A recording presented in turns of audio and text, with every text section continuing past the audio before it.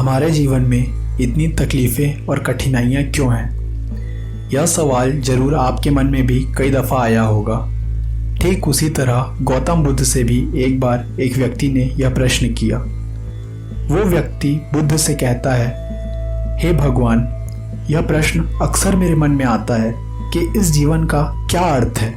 हर इंसान यहाँ दुख और कठिनाइयाँ बर्दाश्त करता है और एक समय बाद मर जाता है। तो क्या मेरा जन्म भी केवल दुखों को बर्दाश्त करने के लिए और एक उम्र के बाद मर जाने के लिए हुआ है? बुद्ध मुस्कुराते हुए उस व्यक्ति से कहते हैं, क्या तुम दीक्षा लेकर भिक्षु बनना चाहोगे? फिर वो व्यक्ति कहता है, अगर भिक्षु बनने से मुझे मेरे सवालों का जवाब मिलता है तो हाँ, मैं तैयार हूँ। फिर बुद्ध ने उसे दीक्षा दी और फिर वह युवक ध्यान साधना में लग गया।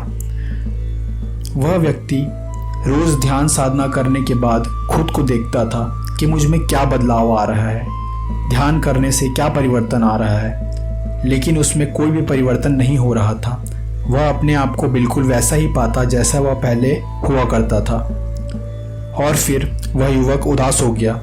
उसे यह लगता था कि सिर्फ वही सारे भिक्षुओं में अकेला ऐसा है जिसे कुछ उपलब्ध नहीं हो रहा। फिर उस युवक का मन ध्यान साधना से हटने लगा और फिर उसने यह निश्चय किया कि वह बुद्ध के पास जाकर कोई दूसरा मार्ग पूछेगा जिससे वह खुद को उपलब्ध हो पाए, स्वयं को जान पाए। फिर वह युवक बुद्ध के समक्ष जाता है और बुद्ध से कहता है, हे प्रभु, मुझे दीक्षा ग्रहण किए काफ़ी दिन हो चुका है और आपकी बताई हुई सभी बातों का मैं पालन करता हूँ, ध्यान साधना करता हूँ, लेकिन इन सब के बावजूद मुझे अभी तक कुछ भी उपलब्ध नहीं हुआ। मैं अभी भी बिल्कुल वैसा हूँ जैसा उस वक्त था जब मैं यहाँ आया था।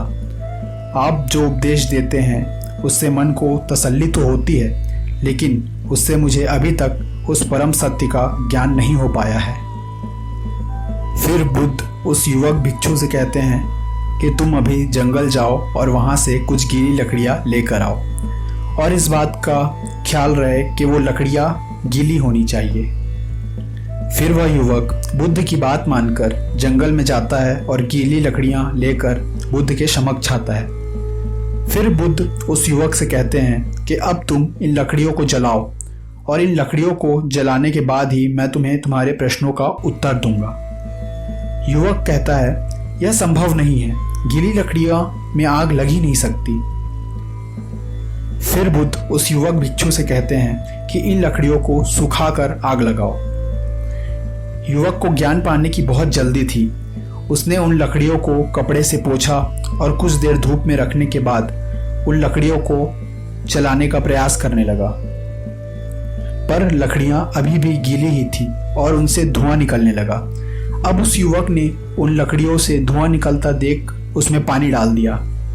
फिर उसको ख्याल आता है कि मैंने तो और इसमें पानी डाल दिया है, तो अब तो ये लकड़ियाँ जलेंगी ही नहीं। फिर उसने उन लकड़ियों को 3 दिन तक धूप में रखा, लेकिन अभी तक लकड़ियाँ गीली थी और युवक फिर से उन लकड़ियों को जलाने का प्रयत्न करने लगा, लेकिन इस बार भी लकड़ियों में आग नहीं लगी और फिर से धुआं निकलने लगा। युवक ने फिर धुएं को बुझाने के लिए लकड़ियों में पानी डाल दिया और इसी तरह करते करते 12 दिन बीत गए, लेकिन वह लकड़ियां अभी भी नहीं जली। अब वह युवक अपना धैर्य खोने लगा और उसके मन में ख्याल आया कि मैं जंगल जाकर सूखी लकड़ियां इकट्ठा कर कर ले आता हूँ और उन्हें बुद्ध के समक्ष जाकर सामने जला दूंगा। बुद्ध को पता भी नहीं चलेगा और फिर बुद्ध मुझे मेरे सवालों का जवाब भी दे देंगे। फिर वह सूखी लकड़ियों को लेकर बुद्ध के पास गया और कहा, हे प्रभु, यह लकड़ियाँ सूख गई हैं, अब मैं इन्हें जला देता हूँ। फिर बुद्ध ने कहा कि तुम तो खुद का अनुभव करना चाहते थे, उस परम ज्ञान को प्राप्त करना चाहते थे, फिर यह दूसरी लकड़ियाँ क्यों ले आए? क्या तुम दूसरों के ज्ञान को बटोरना चाहते हो? अगर ज्ञान पाना चाहते हो तो स्वयं का ज्ञान स्वयं की लकड़ियों से ही मिलेगा। फिर उस युवक ने यह सुनते ही तुरंत बुद्ध के चरण पकड़े और कहा, मुझे माफ़ कर दीजिए प्रभु, लेकिन वह लकड़ियाँ तो जल ही नहीं रही थी और मुझे अपने सवालों के जवाब पाने की बहुत बेसब्री थी, इसी वजह से मैंने ऐसा किया। फिर बुद्ध ने मुस्कुराते हुए उस युवक भिक्षु से कहा, अगर तुम उन लकड़ियों को 6 दिन धूप में रखते तो वह लकड़ियां सूख जाती और जलने के काबिल हो जाती, और फिर तुम्हें तुम्हारे प्रश्नों के उत्तर 6 दिन में ही मिल जाते। लेकिन तुमने अपनी जल्दबाजी के कारण उन लकड़ियों को ठीक तरह से सूखने का मौका ही नहीं दिया। अब जाओ, जाकर उन पहली वाली लकड़ियों को लेकर आओ। फिर वह युवक जाकर उन लकड़ियों को लेकर आया।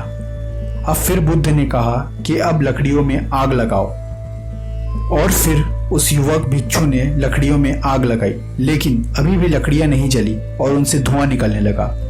बुद्ध ने उस युवक भिक्षु से कहा, इन लकड़ियों को ध्यान से देखो, अगर ये गीली होती है तो इससे कितना भी प्रयास कर लो इनमें आग नहीं लगेगी। बिल्कुल ठीक उसी प्रकार अभी तुम्हारी लकड़ियां भी गीली हैं, इसलिए अगर तुम्हारे जीवन में धैर्य नहीं होगा तो तुम भी इन्हीं गीली लकड़ियों की तरह रह जाओगे। फिर उस युवक ने बुद्ध के चरण छुए और कहा, मुझे आपकी बात समझ आ गई प्रभु।